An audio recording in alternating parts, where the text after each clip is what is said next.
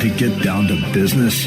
Join seasoned entrepreneur, community leader, and Army veteran Scott Shalom Klein, who will take you behind the scenes with those who work in America's small business scene and speak with leaders making an impact, creating jobs, and telling their story in entrepreneurship. So let's get down to business. On AM 560, The Answer, here's your host, Shalom Klein. And indeed, we're all about small business, jobs, and entrepreneurship and business. We talk all about small business here. We've got a great conversation in store for you with some great guests. But let's talk about leadership. True leadership often means running towards the fire, identifying the sectors of our society that are facing the heaviest strain and bringing the strategic tools necessary to fortify them.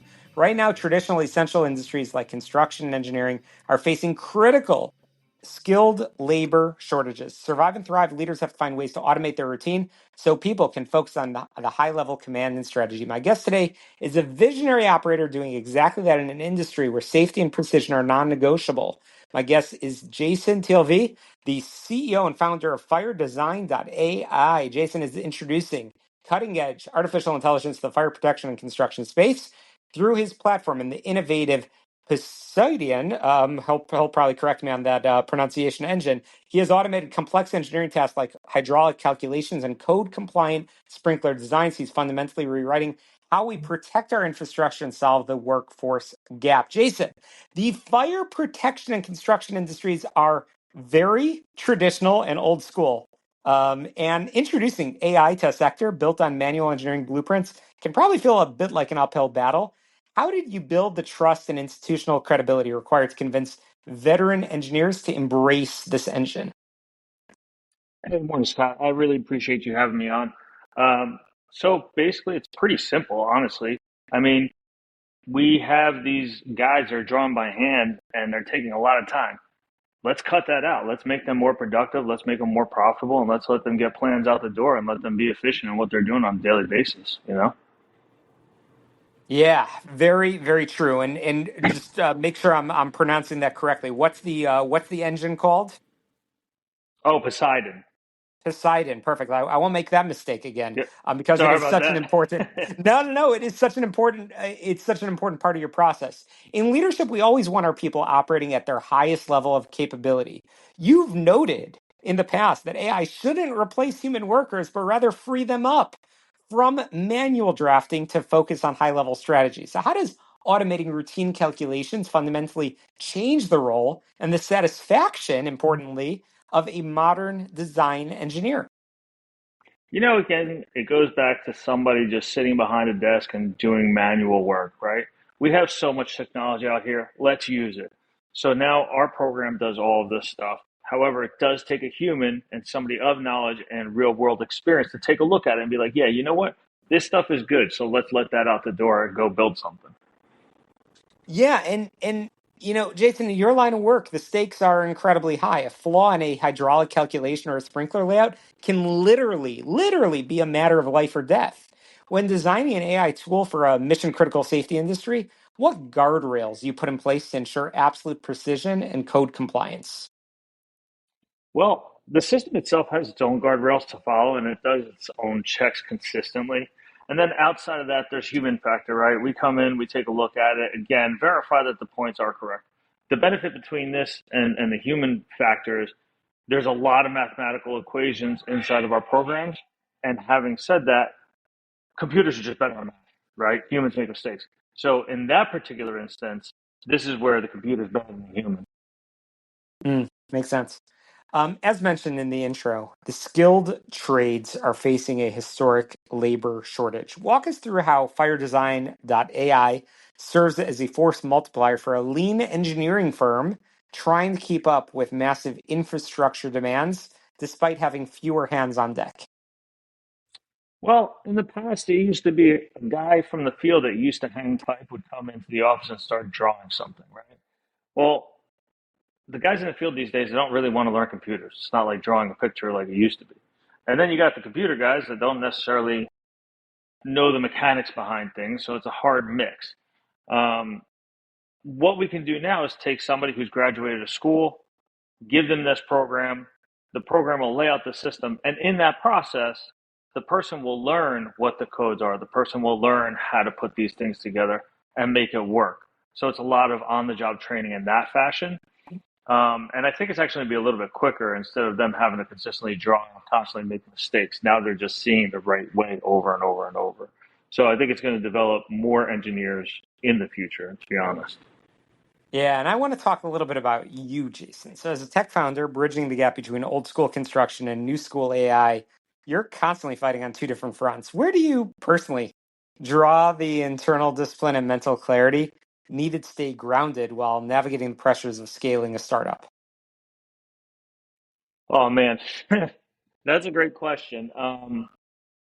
Well, I mean, honestly, I kind of start my day out with 24/7 fire protection. That's our core business. I've had that for 16 years. We're a fire sprinkler firm. And, I've just got a phenomenal team behind me. And those guys really crush it where they're at. So it gives me the availability to be able to shift my focus to AI a little bit more and fire design and really focus on what's happening behind the scenes and get this product really to a very high key level of where it needs to be. We're really striving for perfection on this product, and I think we're getting there. So fortunately, I have a phenomenal team on the 24/7 side. My developers are amazing on the AI side. So I just surrounded myself with the right people, man. Yeah, and that's a perfect segue because I want to talk about the future. Looking ahead to the next major phase of growth for fire design, how do you see the Obsidian engine evolving beyond sprinkler systems to fundamentally redesign and redefine the future of smart infrastructure and preemptive fire safety, but on a global scale? Oh my goodness, this is so exciting, right? So fire sprinkler just happens to be where we started because that's the industry that I happen to be in. However, what we've designed is truly a platform for all trades. Next year in 2027, we're going to be starting with HVAC, which is heating and cooling. We're going to be doing electrical and plumbing. So this is not just fire. This is going to go across all construction trades, and then eventually, who knows, maybe structural and things like that. But this has a very large vision, and honestly, the United States has the most stringent construction codes. So whatever we do here is 100% applicable to the rest of the world. Yeah. And with the rapid and almost daily acceleration of AI, how are you strategically positioning your business to stay ahead of future market competition while expanding your footprint into, as you said, the other sectors of construction technology? Um, Honestly, we're first to market. We've patented the technology that we have, so I think we've set ourselves in a very good position in that facet. Uh, Along with that, we run super lean. My developers are probably some of the best in the industry, and we're just growing gradually. And honestly, like I just don't think people can compete with what we're doing. And the information that we use and the platform that we use, people take this information, put it back into the platforms that they have. So they really don't have to learn anything. It's really just drag and drop. And it's pretty amazing, honestly. That's so cool.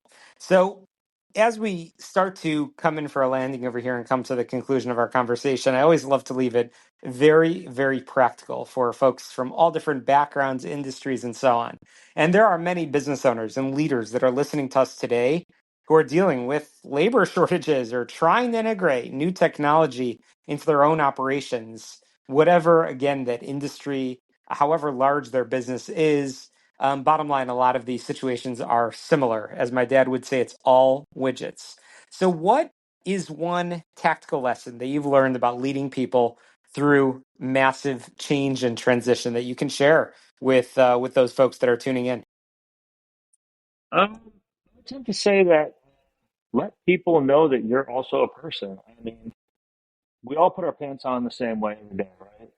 If they understand there's changes and they understand that you're suffering or enduring these changes the same way that they are, let them see that you get a little bit frustrated sometimes. Let them see that you get a little bit defeated sometimes. Let them see that, you're on top of the world sometimes. Like, we're all going through it together.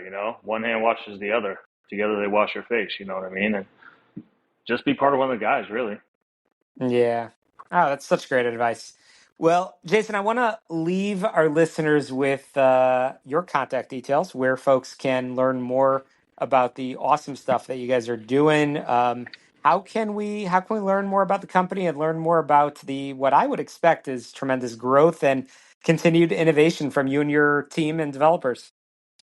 Yeah, for sure. So if you go to www.firedesign.ai, you can find out everything you need there. You can register and go to the go to get yourself signed up.